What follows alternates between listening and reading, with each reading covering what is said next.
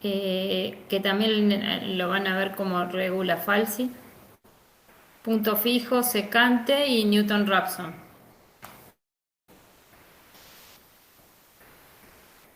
Yo les voy a hacer, generalmente los métodos estos son para encontrar raíces de ecuaciones no lineales.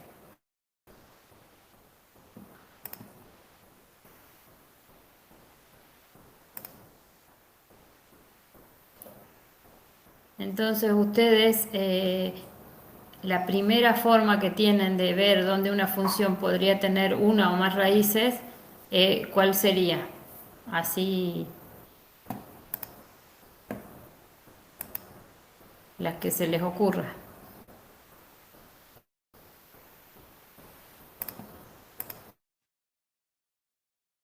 Sí, pero yo digo porque cuando ustedes van a elegir un método, lo primero que tienen que ver es dónde lo voy a aplicar, ¿no?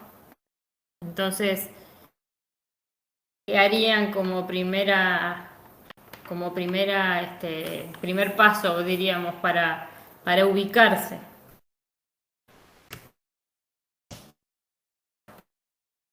Elegir el intervalo.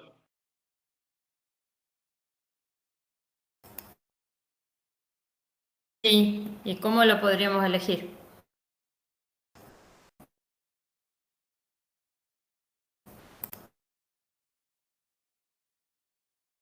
Viendo dónde está definida la función y si es continua.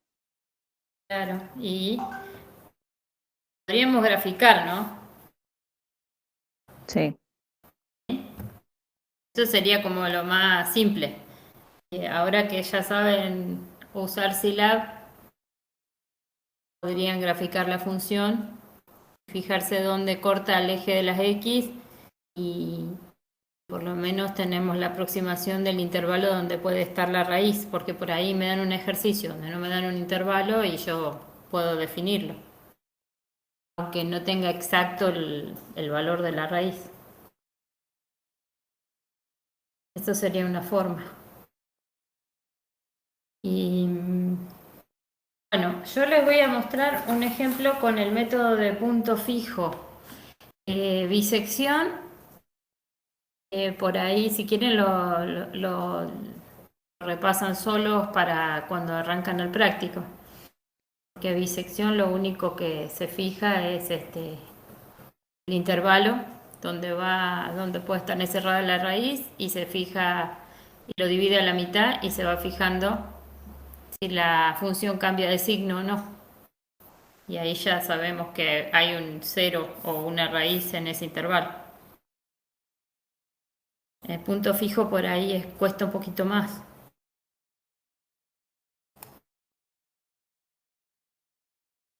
A ver, ahora les comparto.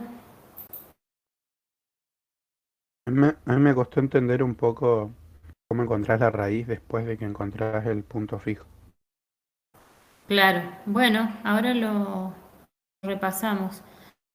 Eh, Ahora me voy a fijar si en la PETCO estaba un apunte que hizo la profe Lidia y si no después lo compartimos. Estaba subido, me parece. Vamos a basar en ese.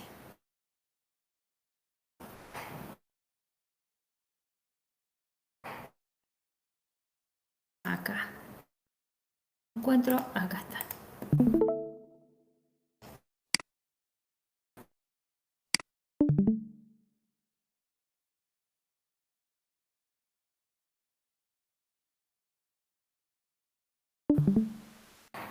Bueno, primero hagamos un grafiquito genérico.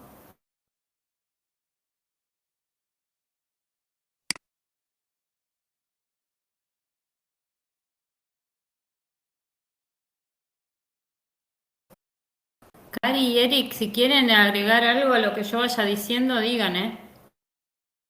Vale, veo perfecta ahora. Bueno, acá tendríamos el intervalo, un intervalo AB y ¿ustedes se acuerdan lo que era un punto fijo? en una función. No sé si lo vieron en algún momento. Lo vimos en la El clase. otro día en la teoría Ah. Sofía lo dijo. Bueno, si esta es una función g de x,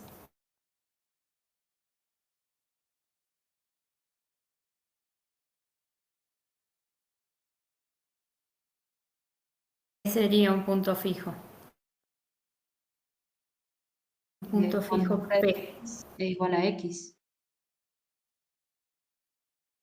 Claro, que el punto P, cuando yo venga acá a la función, la toque, cuando yo venga acá al eje, a la imagen, diríamos al I, P va a ser igual a G en P. Y la función que van a ver en todos los libros es la que tiene está compuesta completamente por puntos fijos. ¿Cuál es la función? Y igual a X. Igual X. Entonces hay I igual X. Entonces, si ustedes tienen esta, por ejemplo, yo tengo esta P, esta que elegí primero, ¿no? Esta. Toco acá. Esto está mal dibujado, lo que hice, porque este no sería, este no es, porque debería ser esta, el punto fijo. Sí, la intersección de las dos. Póngale ahí P1, póngale esta. Este es igual, le voy a poner P0 y este P1.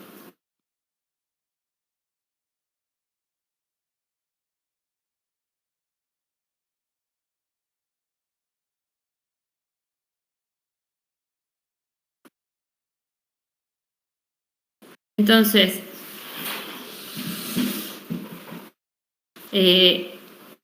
si P, el P que yo esté usando, es un punto fijo, G en P va a ser igual a P. Y si a su vez P es una raíz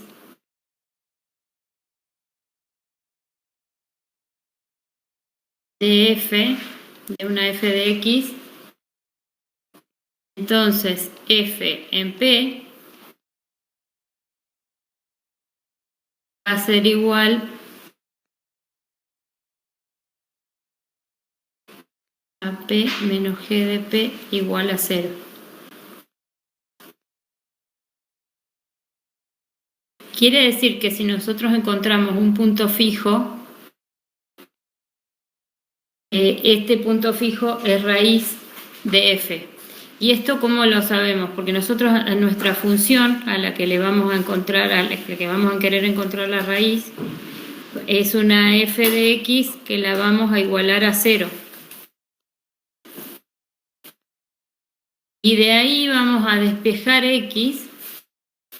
Entonces acá despejamos x.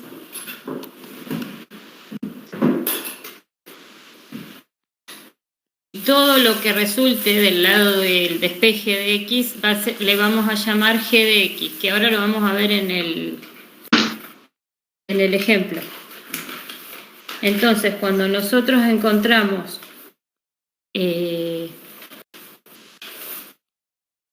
el punto fijo de la g, este que está acá, vamos a estar encontrando una raíz de f de x. Eso dice nuestro método.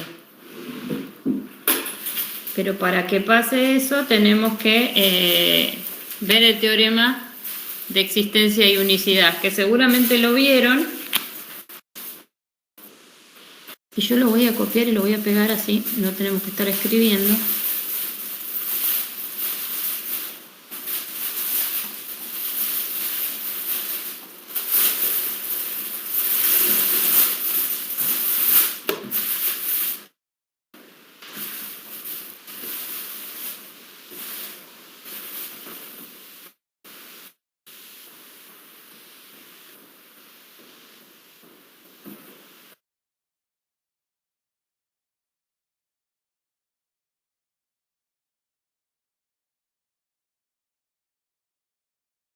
Vamos a hacer la captura. Ahí.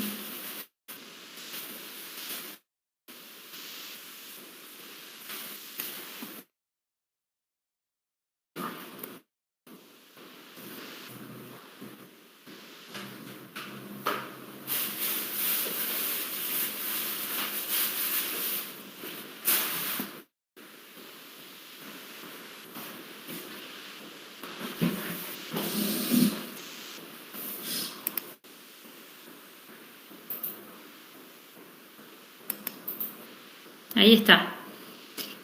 Si G es continua en el intervalo AB y además G de X pertenece al intervalo AB para cualquier X del intervalo, entonces vamos a tener un punto fijo, vamos a encontrar un punto fijo en AB, un punto fijo de la función G.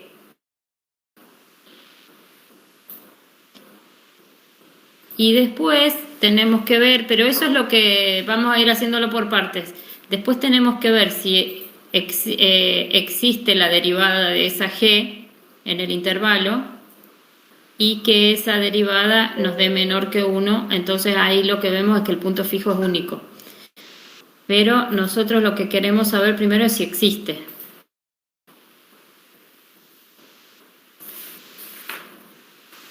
Entonces, lo primero que tendríamos que hacer es, a ver, un ejemplito.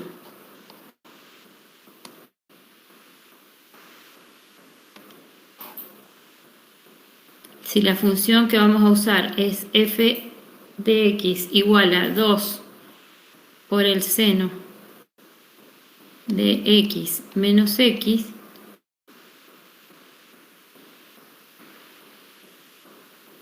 ¿qué es lo primero que tendríamos que encontrar? ¿Cómo podríamos encontrar a nuestra g de x?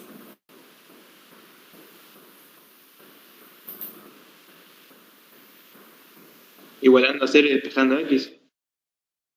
Esa sería una forma, ¿sí? Entonces, yo tendría 2 seno de x menos x igual a 0. Una función que podría resultar sería pasar esta x que tengo acá al otro lado. Entonces, tendría x igual a 2 seno de x.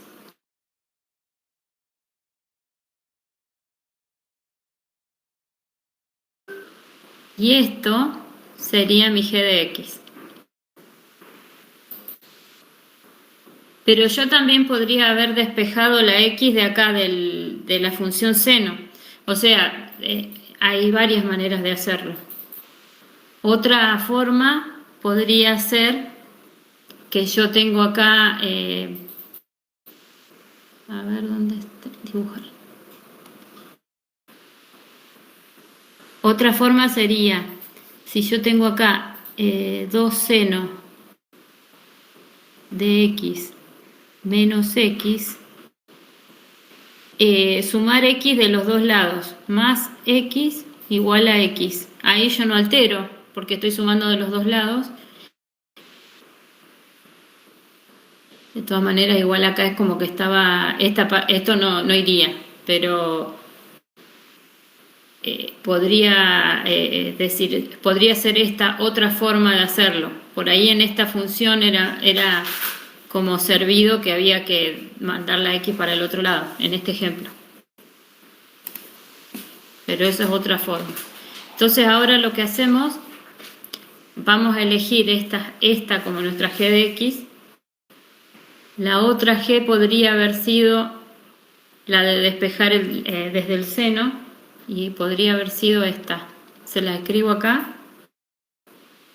Arco seno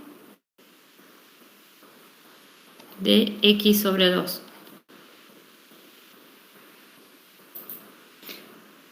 Entonces, ahora lo que tenemos que verificar es si existe al menos un punto fijo en el intervalo AB.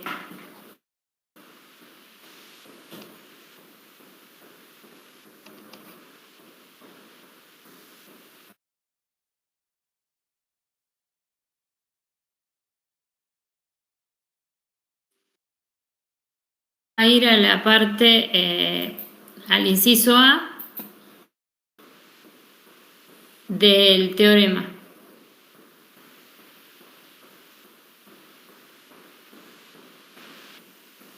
Entonces, lo que podríamos hacer es graficar.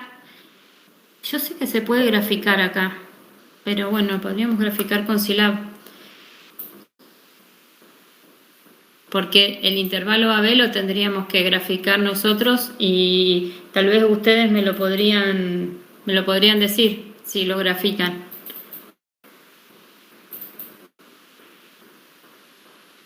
A ver si me deja acá. ¿Querés graficar cuál? ¿G arcoseno o...? Bueno.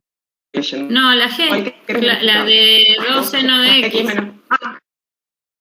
Dale. A ver. Voy a probar esto igual. A ver, 2.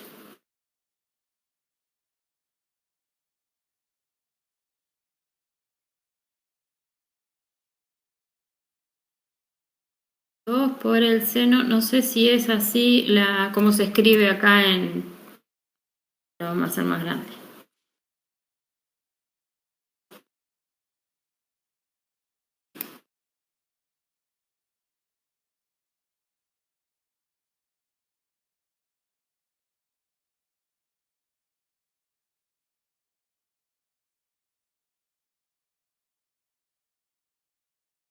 Por el seno de X. Dice que la tengo que seleccionar y apretar el botoncito de matemática.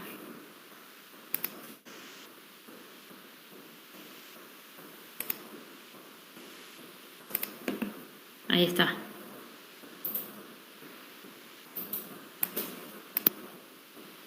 ¿Se alcanza a ver ahí?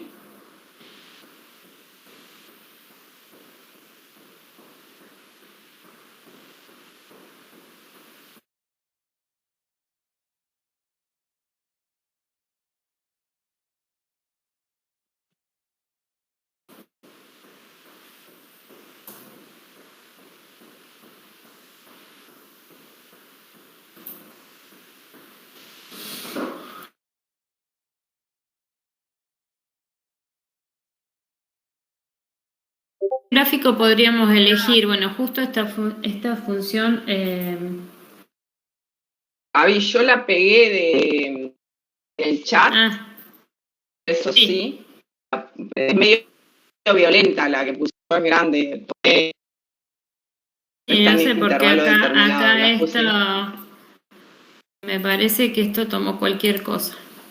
¿Por Justo la seno de X es fácil por 2, o sea, tengo que tener más. Claro. 2.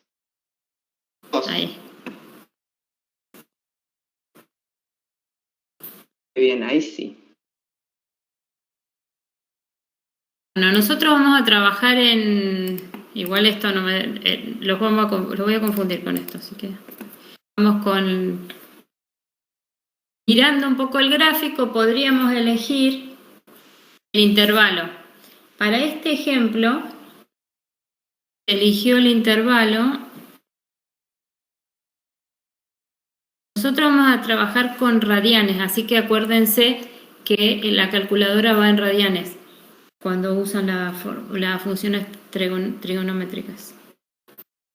El intervalo va a ser 1,1, 2, entre 1,1 y 2.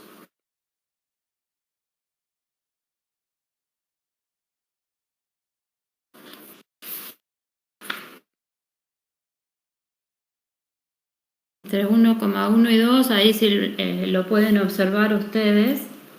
Lo primero que tenemos que hacer es ver si la función es continua en el intervalo. Entonces, sería g de x es continua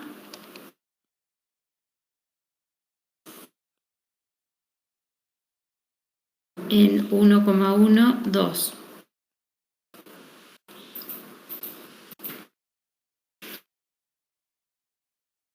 ¿Qué más tiene que pasar? Que pertenezca al intervalo la imagen, ¿no? O sea, g de x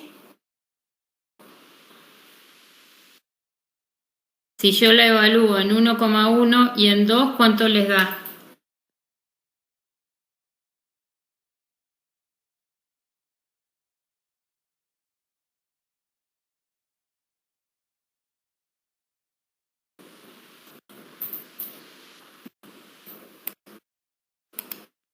En 1,1 da 1,78. Bueno, entonces ahí lo que vamos a hacer es así. Varía entre 1,78 y en 2, 1,81.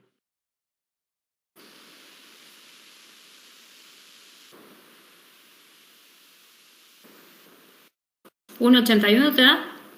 Igual, 2 por profe, el por ahí seno de X. conviene trabajarlo en grados en vez de radianes. Porque el arco seno de 2 sobre 2 da 90 grados. Es más exacto. Sí, pero nosotros vamos a trabajar en radianes, no en grado, ¿eh? Ah, ok. Sí, te tienen que dar los números con los decimales. Sí, O profe, sea, te da da eso. 1,81, ¿me dijiste? Sí. Bueno, fíjense entonces que se está verificando que la imagen pertenece al intervalo. Es lo que nosotros queríamos saber, una de las condiciones del inciso, que la función sea continua, que pertenezca al intervalo. Entonces por eso evaluamos dónde, en los puntos extremos, porque después todas las interiores van a verificar. Entonces ya podemos decir que la función tiene un punto Gaby, fijo. Sí, Gaby, ahí te comento, nosotros también sí, en este caso tenemos que tener en cuenta que es o sea, tenemos que poner un poco de análisis de funciones también a trabajar sí. y darnos cuenta de que esto es una función oscilante, una función senoidal, ¿no? Claro. Si nosotros la graficamos, justo vamos a ver que los puntos extremos no son los máximos, sino que tenemos un máximo en mitad del intervalo, precisamente en pi sobre 2. Ese punto también habría que evaluarlo en este caso. Nosotros Ajá. deberíamos evaluar la función g en pi sobre 2 y hace que dé 2, pero que Claro, también tenés es otro razón. punto crítico. Está bien. O sea, a ver, hagamos una cosa. A ver, lo voy a anotar más fácil, así queda más claro. Gracias. Entonces, vamos a hacer así.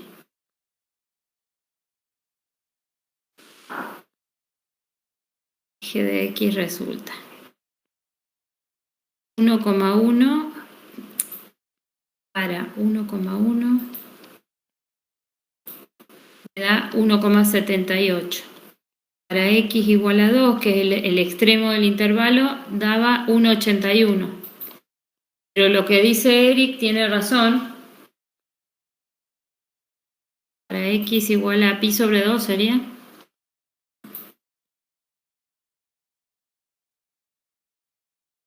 Ahí el máximo da 2, que sería el seno de 90. El seno de 90 es 1 por 2, 2.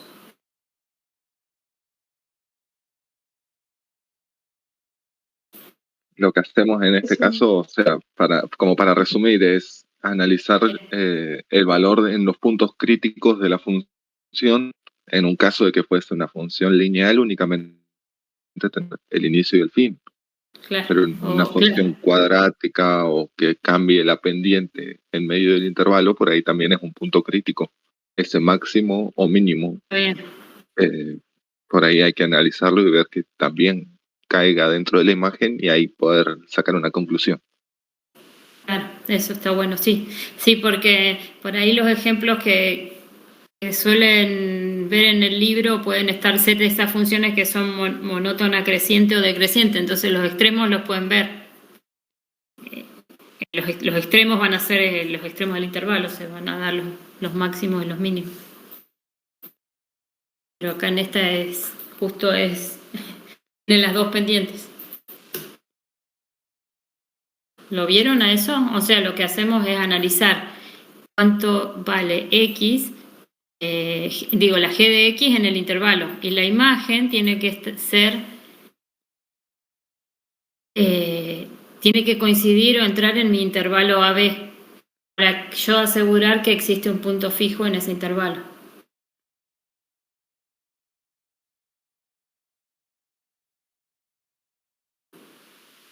¿Se vio eso? Sí, profe. Sí, sí. Bueno, entonces ahora, acá, en esto igual le faltaría el grafiquito a esto, pero lo tienen ahí pegado en el chat. Entonces ahora lo que tendríamos que ver es si ese punto fijo va a ser único. O sea, ya sabemos que existe. Ahora lo que no sabemos es si es único.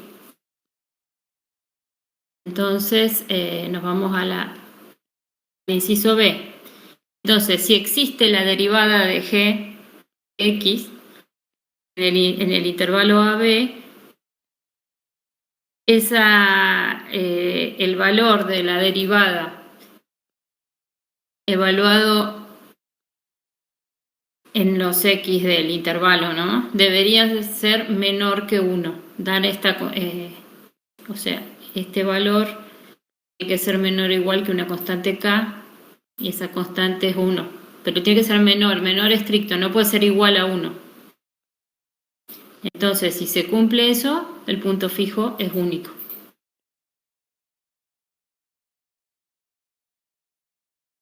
Bueno, ahí la derivada de g es igual a 2 coseno de x.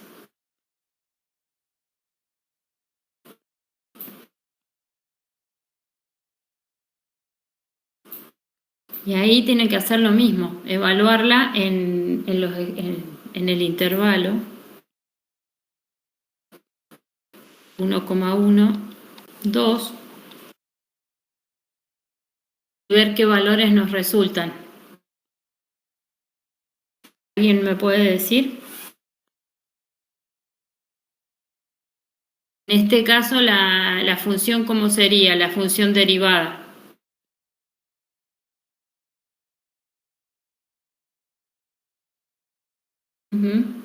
Sí, igual tendríamos que sacar los extremos a ver cómo nos dan. En 1,1 vale 0,9.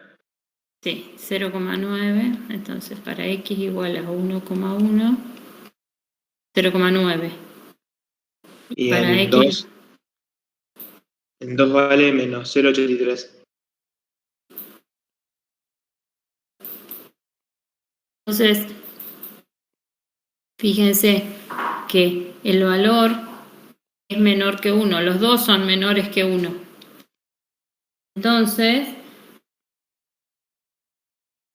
el valor absoluto, que es la condición que tiene que cumplir, menor que k, y ese k es 1. Entonces, podemos asegurar que el punto fijo es único. O sea que existe y es único.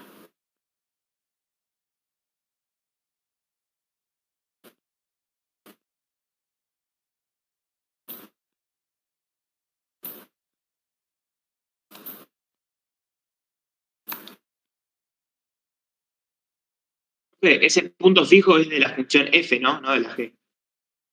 El punto fijo es de la g. La g, el punto fijo es de la 2 g. seno. Porque, es decir, ¿Y la g? Sí. ¿La g qué función es? ¿2 seno de x? 2 seno de x. La que elegimos para este ejemplo es 2 seno de x. Podría haber sido esta la de arco seno.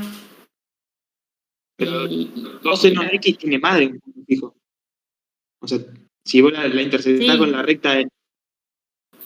Sí, lo que pasa es que nosotros la estamos evaluando en ese intervalo, en 1,12, nada más. Profe, Sí. ¿Cómo es? ¿Cómo supo así enseguida que K era igual a 1? K tenía que ser porque menor no que podría 1. haber sido otro. el teorema te dice que K tiene que ser menor que 1. Teorema dice. Ah, pero usted le puso igual a 1. No, K igual a 1, el valor absoluto de la derivada de G tiene que ser menor.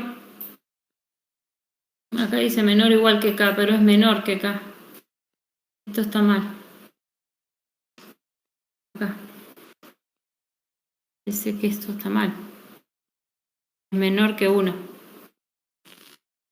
Es lo mismo, esto es así. Ah, ok. Es una manera de ponerlo. Yo acá tendría que haber puesto directamente, este no es menor o igual, ¿eh? Acá me equivoqué, es menor que 1. Directamente ponemos menor que 1.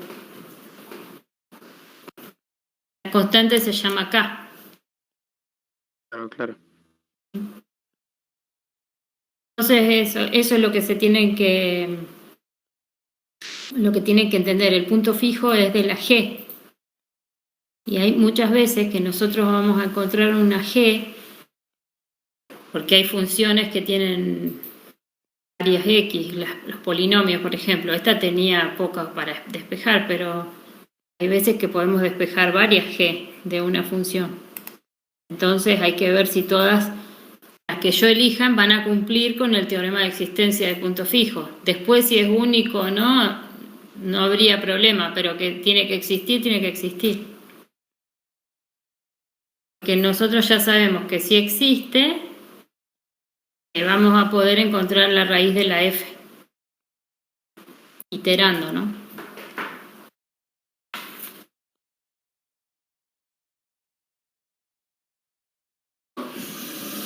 Entonces, la iteración de punto fijo va a partir de una aproximación inicial. X0 va a ser mi punto inicial, o sea,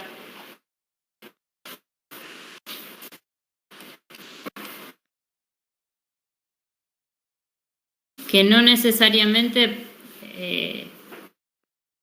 tiene que estar en el intervalo. Nosotros podríamos aproximarnos a esa raíz de todas maneras mirándolo gráficamente y así no tenemos que iterar tanto para llegar. Entonces la fórmula va a ser x1 igual a g en x0.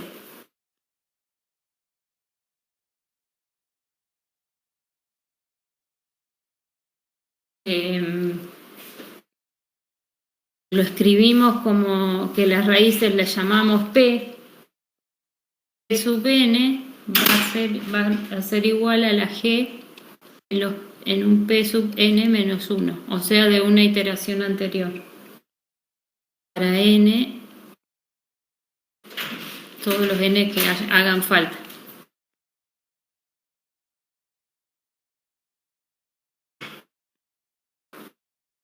Y lo que vamos a estar haciendo es esto que les mostraba acá arriba.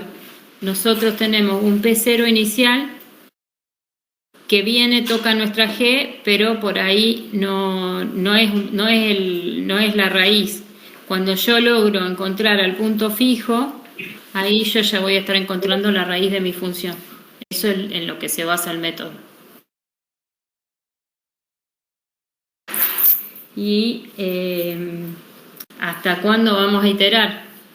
Hasta que las aproximaciones nos den un error menor a una tolerancia como nosotros la vamos a definir.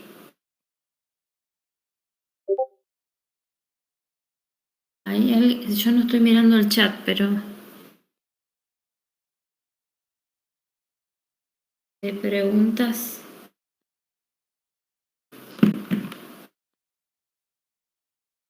Entonces, ¿cómo podríamos hacer acá? Lo que vamos a hacer es hacernos una tablita, iteración sub n y el error, podríamos poner absoluto o relativo.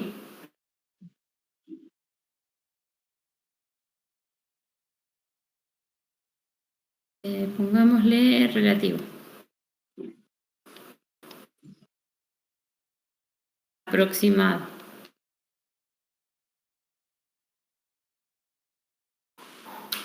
Entonces, si yo empiezo con un E sub n igual a 1,2,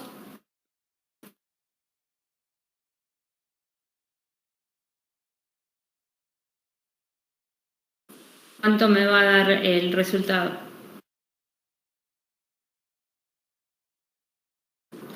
Me estaría faltando el valor del ajeno.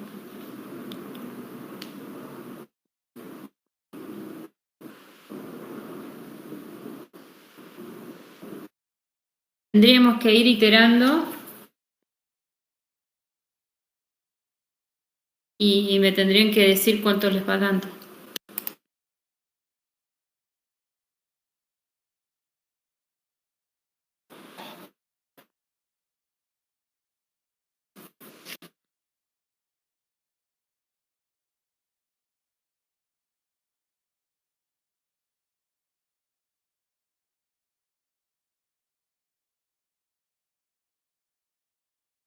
Hola. ¿Se cortó? A mí yo me salí, ahí volví. Me No sacó. sé. No sé si a mí se me escucha o se quedaron pensando. Sí, se escucha. Profe, ¿podría enfocar un poquito más arriba de su pizarra? A ver si Más anoté arriba, algo. acá. A ver, para que a Un ver segundito ahí, por favor.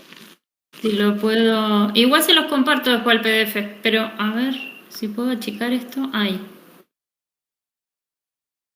Igual ahí está. Era eso. Bueno. Profe, perdón, acá habría que calcular 2 seno de x en 1,2. Claro, porque mi aproximación inicial, que le vamos a llamar acá 0, vamos a decir que es 1,2.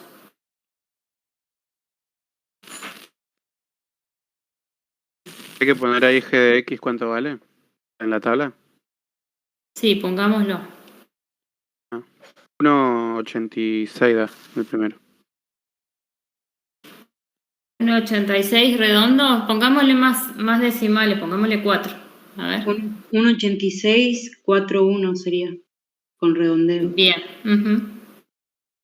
Bueno, vayamos a la iteración 1.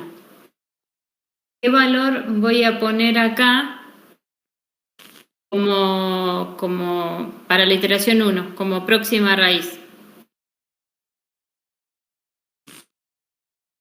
Exacto. Tengo que poner el mismo. Y ahora ¿Dos decimales reemplazo. o con los 4 decimales? Pongámoslo con los 4 decimales. ¿Cuántas cifras significativas tengo ahí? 5, ¿no? Sí. 1,91,45. 1,91,45. Bueno, a mí me da 46 en este ejemplo, pero capaz que está redondeado. Sí. La iteración 2, esa era la 1, 1,86. La 2, en la 2 voy a usar el 1,9146. ¿Cuánto les da?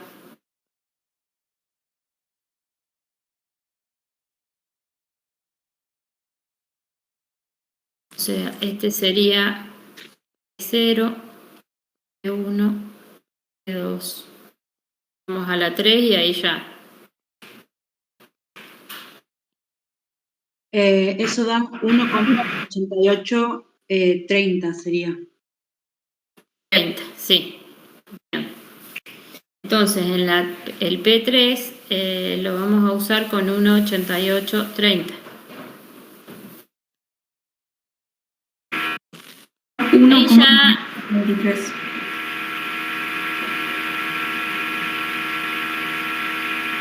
¿No cuánto? 90,33. Bueno, ahora, si yo quiero calcular el error, vamos a calcular el error relativo aproximado.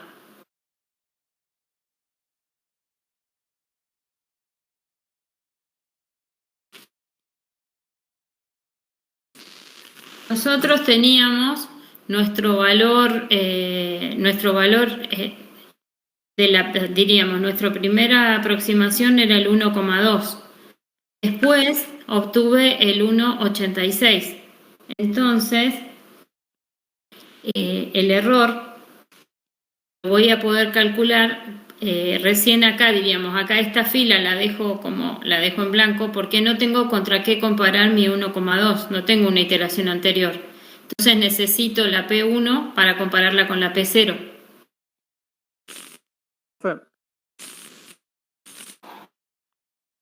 ¿Me escucha? Sí. Tengo una preguntita nomás ahí sobre la tabla. Cuando empieza calculando con el primer PN, en la iteración número 0, que lo elige como 1.2, ¿cómo se toma ese valor? Porque el principio del intervalo, digamos, el extremo inferior era 1.1. Sí, en realidad fue medio arbitrario mirando el gráfico. Sí. Y viendo que estaba cerquita de, por ahí mirando el gráfico, en el intervalo 1,1, 2, vos ves que el 1,1 va bajando, entonces va más cerquita de 0. Entonces se eligió ese valor. Está bien. Podrías haber elegido uno. Se podría haber elegido el 1.1. Sí. Bien, gracias. Sí. Ahí estoy calculando el error relativo. Dividido. Bueno, acá lo puse así, pero es lo mismo. Podría haber puesto todo. Esto me da 0,3563.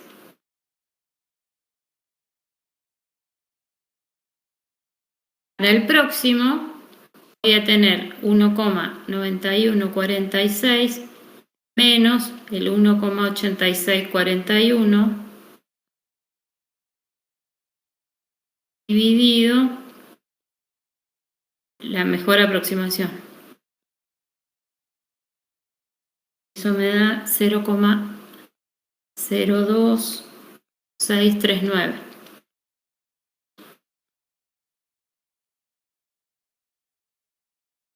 Entonces, el error siempre va a partir de una aproximación mejor comparada con la aproximación anterior.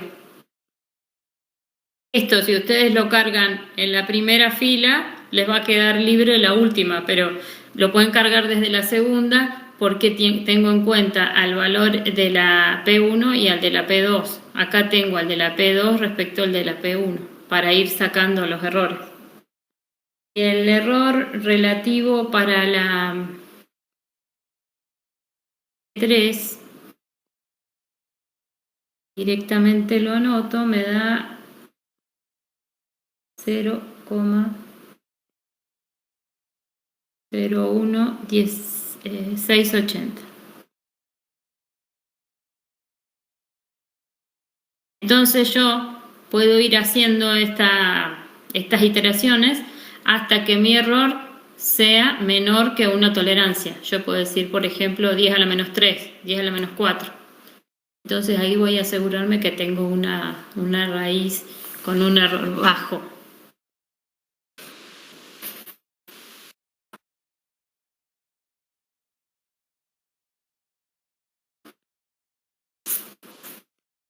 Entonces, en sí el método es una receta. Lo que ustedes van a tener que tratar es de programarlo y por ahí la complicación es elegir la G y bueno, la G que sea adecuada y que nos permita encontrar un punto fijo, porque hay veces que no podemos encontrar punto fijo con la G que elegimos.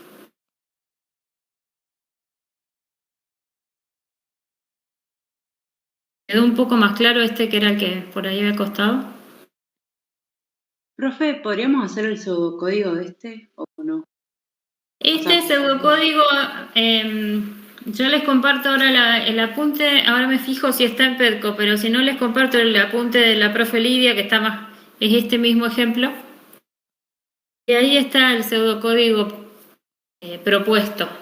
Ah, es verdad. Para que ustedes lo traten de pasar a Silab.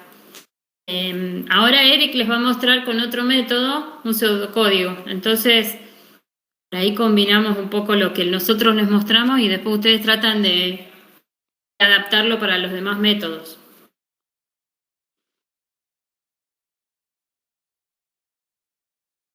A ver si lo puedo guardar. ¿Cómo se hacía esto? Compartir. Bueno, ahora lo pongo ya en el PDF. Acuérdense si tienen el apunte que tiene ese errorcito que es menor que 1, la K, ¿sí? O sea, la derivada, la condición.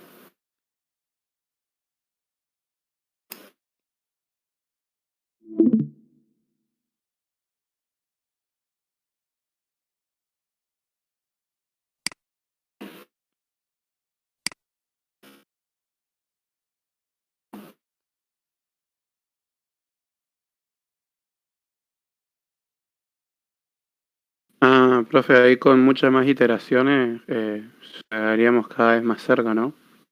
Claro. O sea, que la f era 2 seno de x menos x, entonces cada vez, mientras más iteraciones haces, evaluás el seno en esa x y le restás esa x y cada vez más cerca de cero está, ¿no? Claro. Ustedes la que tendrían para elegir el punto, podrían, primero que nada, grafican. Ahí ya pueden más o menos aproximarse al cero que se vea en donde corta la función. Acá, bueno, se eligió el 1,2 con ese criterio. O también pueden hacer algunas iteraciones de bisección y con eso ya tienen una raíz un poquito más aproximada.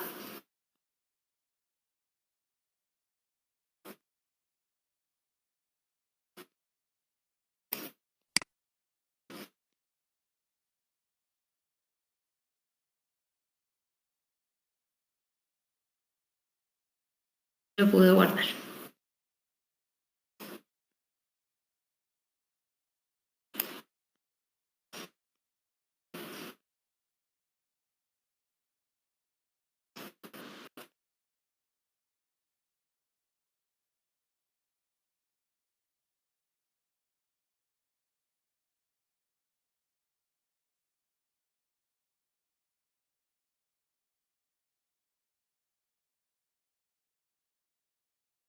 Eric, ¿andás por ahí?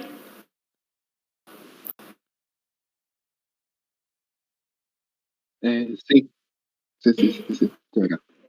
Decías, Cari. No, nada, ya los escuché, ya los recuperé. Te iba a decir,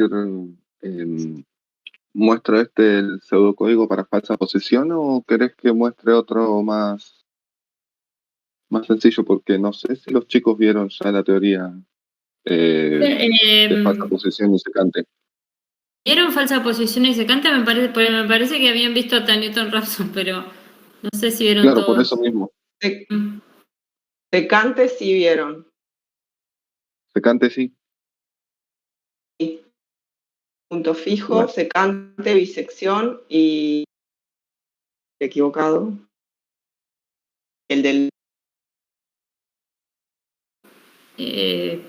Newton-Raphson. Si vieron secante, falsa posición es lo mismo. Claro. Pero por ahí, si no les quedó claro, viene bien. También. Porque como los recibieron a todos de golpe. Bueno, ahí lo explico un poquitito. Segundo.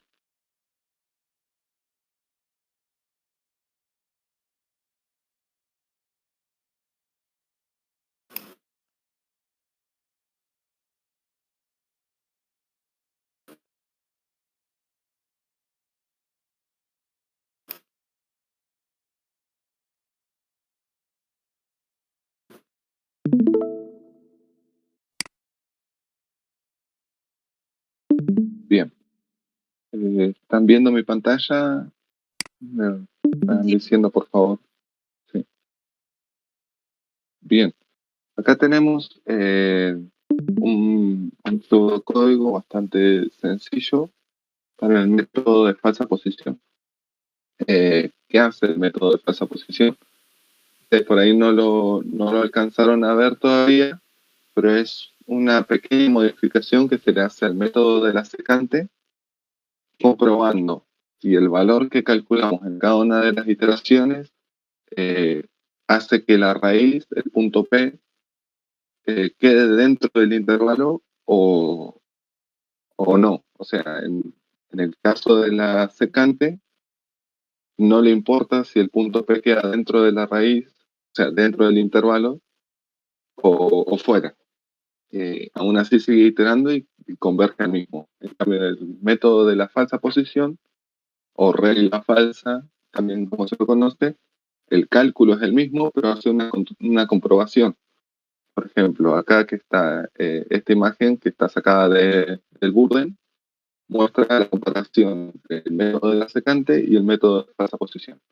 Por ejemplo, se parte para el método de la secante con el valor P0 y el valor P1 seleccionados como intervalos extremos de trabajo.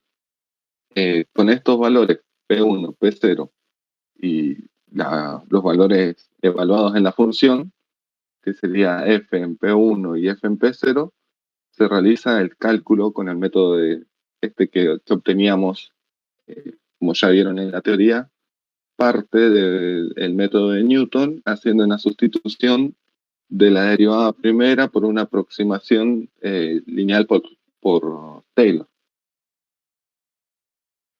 Por lo tanto, llegan a esta ecuación, que es lo que van a aplicar todas las veces que quieran hacer secante o falsa posición. Calculan, por ejemplo, P2 a partir de los valores de P0, P1 y sus imágenes. Y por ejemplo, en este caso, dice que P2 está en este lugar. ¿Sí? Lo que hace falsa posición, si se fijan bien, como el cálculo es el mismo, el punto va a caer exactamente en el mismo lugar. Ahora, en el método de la secante, yo el valor P0 me lo olvido. Digo, bueno, sigo trabajando con los más próximos, que son P1 y P2. Vuelvo a aplicar la ecuación, calculo P3. Después me queda P3 y P2. Y de P1 me olvido y sigo trabajando. Y el intervalo cada vez se va haciendo más chico. Pero fíjense que en este caso, cuando llego a tener P3 y P2, la raíz, que ven que la función pasa por acá, la raíz está fuera del intervalo. Bueno, eso para el método de falsa posición es totalmente invisible. Que hace que cada vez que encontrás un valor, por ejemplo, decís P2, está acá. Hace una verificación igual a la del método de bisección. Dice, si F en P2 por F en P1 es menor a 0, quiere decir que hay uno de estos valores que es negativo y el otro es positivo. Por lo tanto, la raíz va a estar entre P2 y P1. Entonces, estos son los valores que me quedo, que me guardo para hacer mi próxima iteración.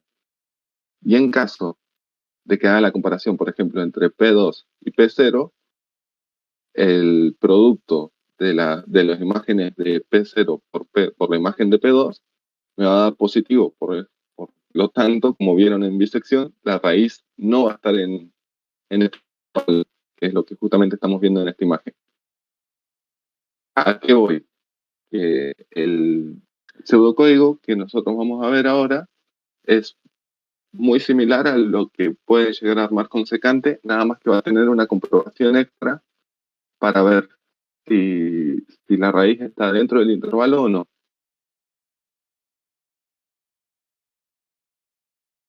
Acá vamos a ver. Hago un inicio, llamo a la función falsa posición y los parámetros mínimos que yo tengo que ingresarle a esta función, como ya vimos, y al igual que en el método de lo que le va a pasar cuando armen del método de la secante, van a ser 2 puntos, porque a diferencia de los métodos de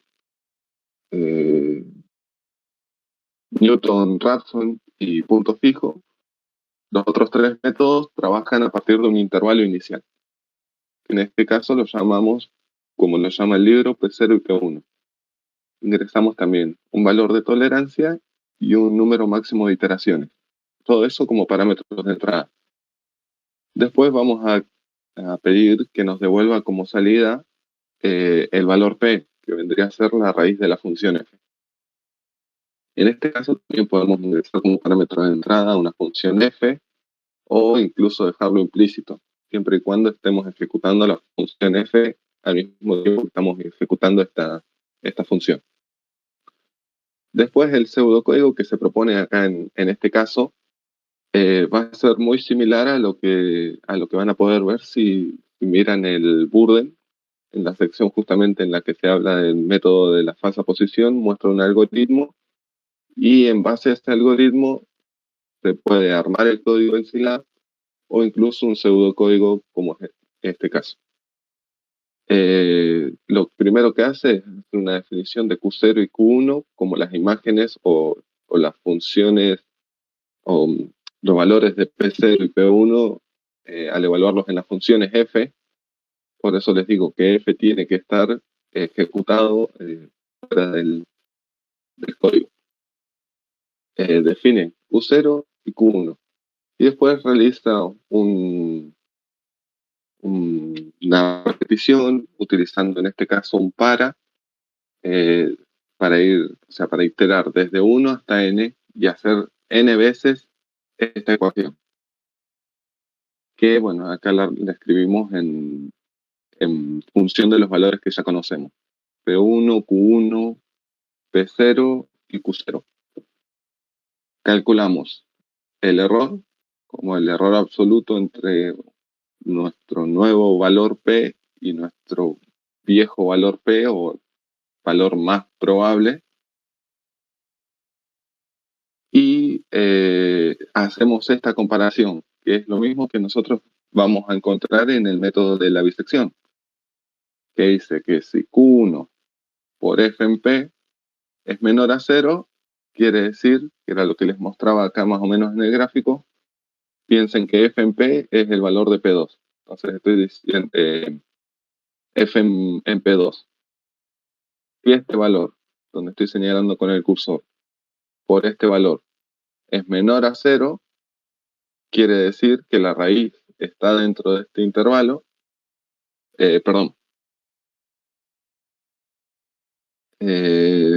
Sí, quiere decir que la raíz va a estar dentro de este intervalo y yo por lo tanto puedo reemplazar uno de los valores extremos.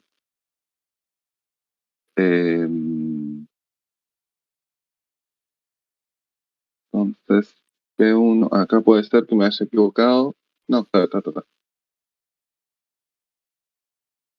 Entonces, P1 es igual a P. Y si no, dice, bueno, que P0 va a ser el que va a ser reemplazado por el valor P que estoy calculando recién.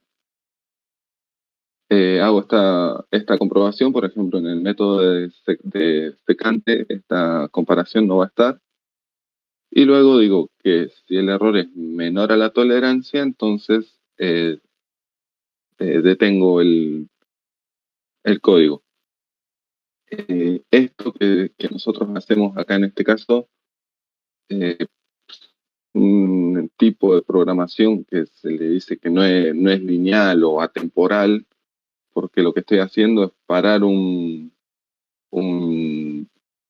for antes de que llegue hasta n. O sea, si cumplo con que la tolerancia es menor, o sea, que el error es menor a la tolerancia, yo voy a estar frenando o truncando este for. Hay otra forma de hacerlo que es reemplazando este for por un while y poniendo algunas condiciones extra. Pero bueno, en ambos casos funciona. ¿Cuál sería la sintaxis para separar? O sea, ¿cómo lo pones en el Scilab? Ahí justamente ahora quería mostrarles eso. Hay algunas funciones que, bueno, nos van a ir sirviendo y siendo de bastante ayuda. Nosotros en este caso, el parar en sí mismo, lo podemos hacer con un comando break. Este comando que otro van a tener que ir haciendo su listita de comandos importantes. Lo que hace es que te detiene cualquier función, cualquier iteración que estoy realizando, o sea, cualquier estructura repetitiva a donde esté colocado. Por ejemplo, si yo tengo un for que va desde 1 a 1.000.000 y acá tengo una condición, pase lo que pase, dado que ocurre esta condición, se tiene que frenar. Entonces pongo el break acá adentro. ¿Qué va a pasar? Que este break me va a sacar prácticamente afuera de este for. ¿Qué quiere decir? Que una vez que yo use el parar, por ejemplo, si tengo una línea acá debajo de la función parar de que f es igual a 1, esa línea no se va a ejecutar nunca. Pero si tengo la función, por ejemplo, defino f igual a 2 fuera del for, como este break lo que hace es sacarme del for directamente, me saca hasta acá afuera. Y después definiría f igual a 2. O sea, esto nunca ocurriría. No sé si se entiende el salto que hace.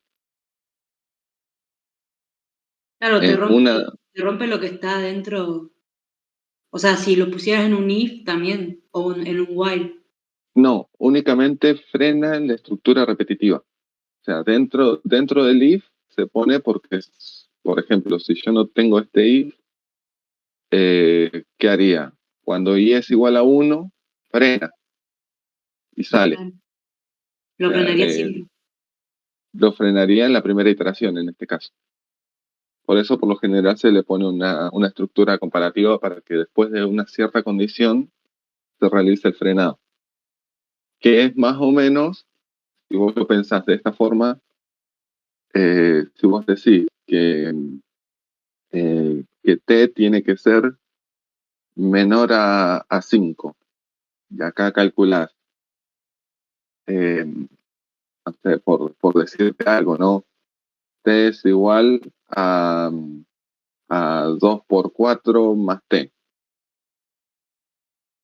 Y con t partiendo desde 1. Vos le estás dando una repetitiva hasta un número muy alto, le estás dando cómo cambian los valores de t y le estás poniendo una condición para que después frene. Esto mismo que estoy haciendo acá es algo muy similar a usar un while, prácticamente. No sé si lo ves. Claro. Yo podría hacer eso mismo por un while. Mientras t sea mayor a 5, repetir esto. T es igual a lo que sea. Fin. ¿Se dan cuenta cómo? Claro, sí. ¿Cómo? Profe, ¿y ese break también lo podría usar para parar un while? Sí, por eso cuando digo que puede frenar cualquier estructura repetitiva, no me refiero solo al for, sino justamente al while. Otra cosa interesante que tienen que tener cuidado es, por ejemplo, en el caso de que yo tenga dos for anidados, por ejemplo, tengo un for que va desde j hasta n, de 1 hasta n, perdón,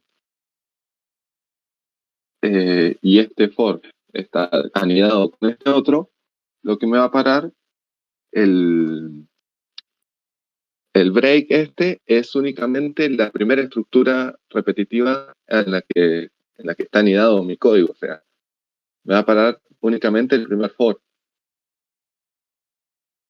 El otro va a ver como que terminó el for y este sigue trabajando igual. Por ejemplo, j igual 1. Después acá hago igual 1. Completo todo esto, no se cumple. Vuelvo acá, i igual 2, j sigue siendo 1. Hago todo esto y capaz que frena, pero va a frenar a este for. Entonces vuelve acá arriba, j igual 3 y sigue haciendo comparaciones y lo único que frenaría este break sería el primer for. Eso es algo re interesante, pero tienen que, o sea, pueden jugar con eso tranquilamente. Profe, Sí. me surgió una duda acá. ¿Vio cuando puso el break en el código? Justo estaba hojeando el código que hizo de falsa posición arriba. ¿Por qué en el break de if, que hay un if, ahí está ese, ¿qué está la condición de que if sea mayor que 1? Si no arranca en 1 directamente y Sí, en realidad esta condición está sobrando y prácticamente está ahí como el pedo. No, es que el código tenía más cosas y bueno, lo bajé. Eso el downgrade. Ahí en este caso, como bueno, ahí estábamos viendo este caso, se entendió más o menos cómo funciona el break, que es una estructura rara, pero lo van a ver, y más que nada en esta unidad, porque así como pueden encontrar este código hecho con un for, lo pueden encontrar, o sea, con un for acompañado con un break, lo pueden llegar a encontrar con un while. Cuando va el while, por lo general no aparece el break. Claro, sí. Pero hay varias formas, no sé, en este caso acá tengo un código de Newton-Raphson que está armado con un while, por ejemplo. Si lo quisiéramos hacer con while, tendríamos que definir primero un valor de, o sea, while i sea menor a n y ir agregándole a n e ir sumando de a 1, ¿no? Exactamente. El final del while diga n más 1. Es lo que yo tengo acá justamente. Está la condición inicial de i, el sumador de i y la condición en el while de que va hasta n. O sea, mientras i sea menor o igual a n. Y a su vez se le agrega lo de la tolerancia en este mismo while, que después se calcula acá adentro. Y acá hay que tener cuidado justamente cuando se hace el método de Newton, recordar que la derivada no te puede dar 0 porque si no la función o el cálculo de P diverge y bueno, se le puede llegar a poner eso como no. Pero volviendo al que estábamos. Esto quedó más o menos entendido, ¿no? Lo del break, cómo funcionaba. Fíjense en este caso, bueno, defino igual que definía en el pseudocódigo, digo falsa posición, los parámetros de entrada, P0, P1, tolerancia, acá puedo incluir mi función F. ¿Qué ventaja tendría yo de incluir a mi función F como parámetro de entrada o no? Que nosotros por lo general cuando si llegamos a usar este código, nosotros venimos, ejecutamos y decimos, bueno, vamos a usar esto. Vamos a usar este código para calcular la raíz de una función que tengo definida ya. Si yo a la función la armé acá afuera, o la armé acá adentro en otro script, por ejemplo, armo la función es esta que estaba viendo Gabriela recién, y digo, tengo una función G y una función F. Si yo ejecuto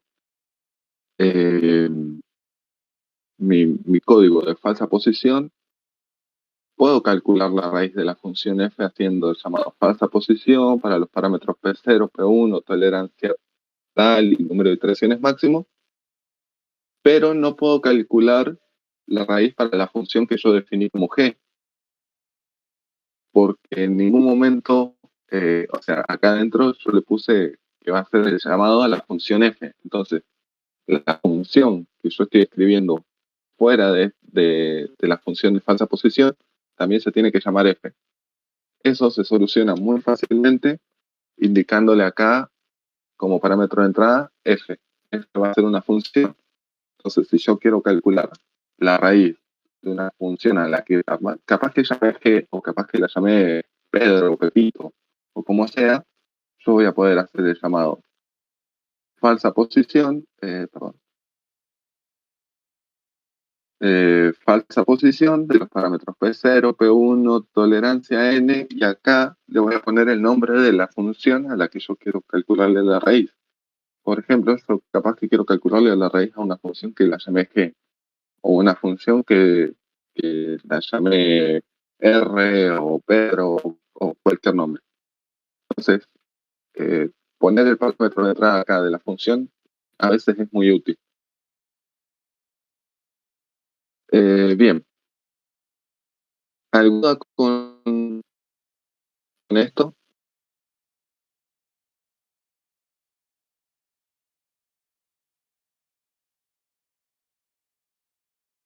Lo de la función me hace medio raro cómo definirla ahí en el falsa posición. ¿Cómo definir qué función?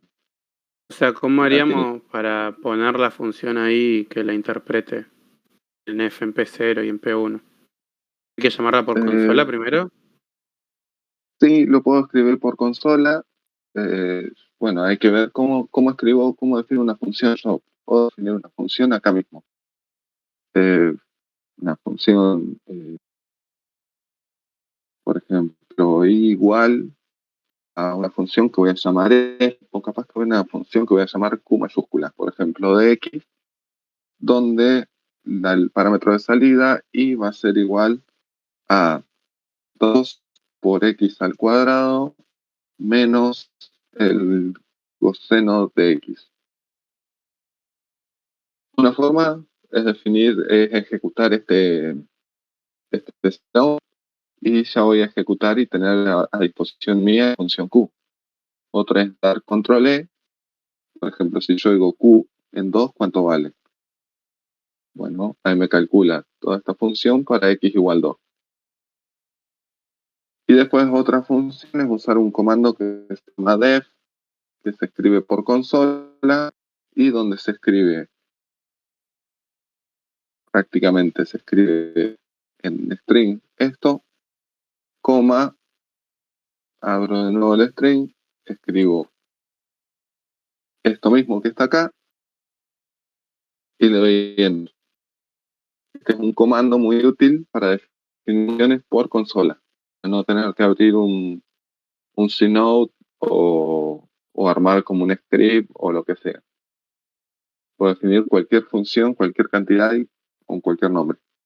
Y ahora únicamente haría el llamado de la función falsa posición en P0, P1, tolerancia N, y para la función que acabo de definir, que la llamé Q. No notar porque antes de ponerse a hacer el cálculo, por ejemplo, con este tipo de métodos, bueno, tienen que tener cuidado, va a ser el intervalo que van a tomar. Acuérdense que tiene que existir una raíz dentro de ese intervalo para que el método pueda converger correctamente. Si no, esto va a ser las n iteraciones y nunca va a converger. ¿Cómo puedo analizar cerca de dónde tengo una raíz en Q, por ejemplo? Bueno, un análisis facilito que puedo hacer, y ya para que vayan viendo y jugando con Scilab ustedes también cuando tengan que hacerlo. Supongamos que digo, bueno, quiero ver si Q tiene una raíz entre menos 10 y 10. Bueno, el gráfico. Hago X de menos 10 con un paso de 0,01 hasta 10. ¿Esto es? Un vector. Un vector que tiene 2001 componentes. Y ahora hago el dibujo. Plot. No sé si vieron el comando plot. Acá lo vamos a utilizar. ¿Alguien me dice si no ahora habían visto? No. No, yo jamás lo vi. Bien. Bien. Plot, no, justamente, perdón, Gaby, lo he comentado, o sea que creo que estaba en el TP1. Sí, hay un PDF colgado con la función plot y varios dibujitos. Bien. Genial, mejor. Es justamente una para dibujo, lo que siendo el plot. Es un vector, o sea, sí, es un vector de n componentes, que en este caso son 2001 componentes, y al lado tenés que poner otro vector con la misma cantidad de componentes. Y esto lo que va a hacer es dibujar un esquema donde prácticamente a cada punto del primer vector le asigna un punto del segundo vector. Va armando un diagrama de puntos y lo pone con línea recta. Si tenemos puntos, bueno, se pueden formar estas curvas, por ejemplo. En este caso, lo único que quería era ver si mi función Q tenía una raíz. Otro comando que pueden utilizar es este xgrid, que lo que hace es que les dibuja la grilla para que bueno, puedan interpretar un poquitito más lo que están viendo en el dibujo. Y bueno, ¿a qué quería llegar con esto? Que mi función Q tiene dos raíces muy cercanas al 0, pero por ejemplo, hay una que está en casi 0,5 y la otra en casi menos 0,5. Si yo pongo un intervalo muy grande, el programa no va a converger a las raíces. Ahora, yo puedo seleccionar un intervalo que vaya desde 0 hasta 1 y decir, acá existe una única raíz. ¿Cómo puedo encontrar también ese intervalo? Planteando cualquier punto de esta curva y haciendo el método de bisección. Y vamos a llegar prácticamente a un intervalo también 0 a 2 capaz. Pero hay que tener cuidado con la cantidad de raíces que esté metiendo dentro del intervalo, todas esas cosas. Sí, hay un paneo, una visión, y graficarlo es siempre muy recomendable para cada ejercicio que hace. Bien, conozco Q, conozco su forma, conozco el intervalo en el que quiero trabajar, voy a ejecutarlo. Ejecutar falsa posición en un intervalo 0 a 2 con una tolerancia de 0,01, 10 iteraciones y el nombre de la función es Q. Algo anda mal acá. Bastante mal.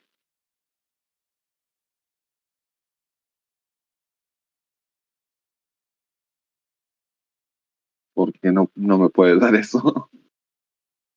¿No necesitarán más iteraciones? Puede ser.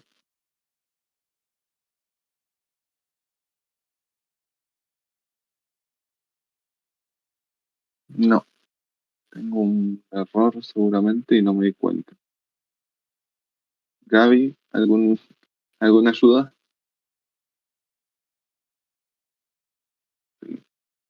Ah, puede ser que la haya errado acá. Listo.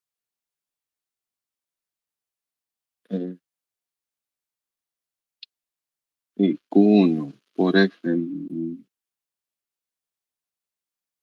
Q menor a 0, entonces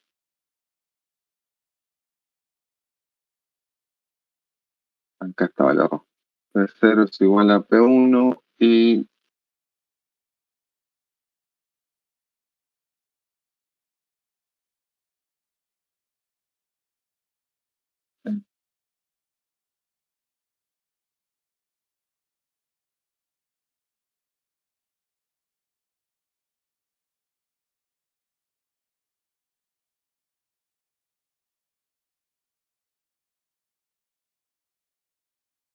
no es igual a P.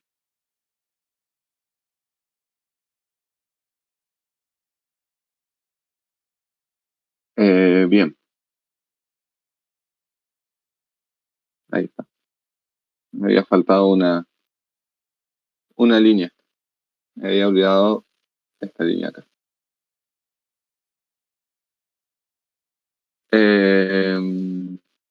¿Y puede evaluar la función en ese valor? ¿Qué tan aproximado a 0 le da? Si nosotros evaluamos Q en 0,0 390439, que es el número truncado que me está mostrando en este momento la consola. ¿Qué me da? ¿Por qué me da tan gigante? Un segundo. Vamos a poner R igual a esto, porque capaz que algunos numeritos nomás me están haciendo lío.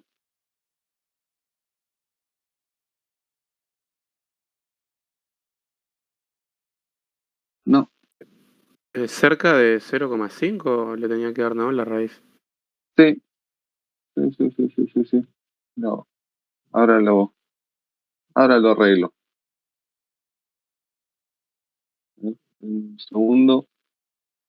Corto acá y lo arreglo. Estoy agarrando en una línea, pero no la veo.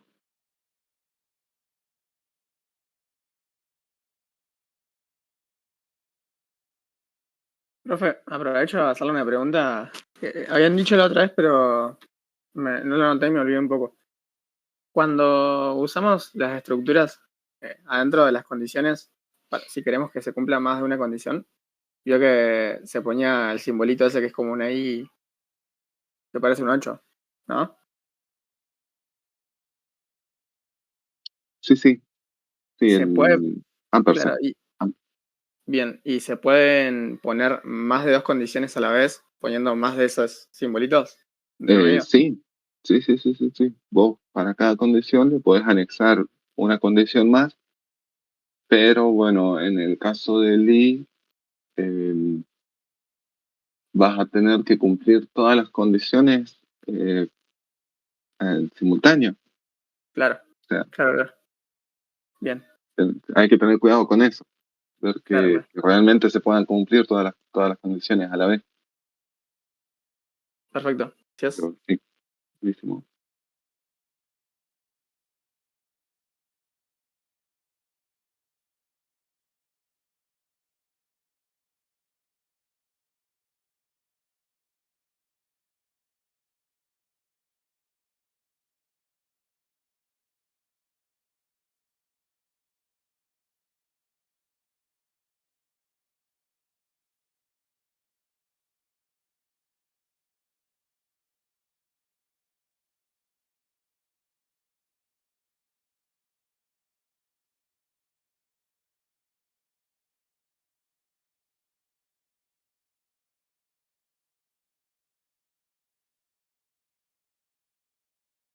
No se escuchaba mi micrófono.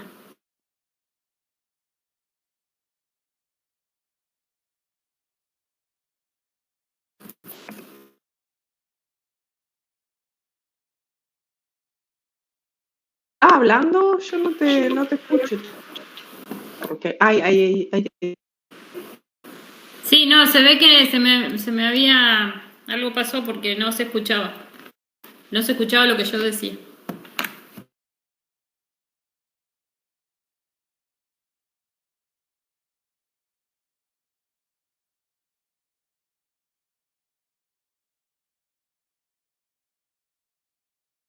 Bueno, ahora tienen... ahí le subí el ejemplo completo de punto fijo.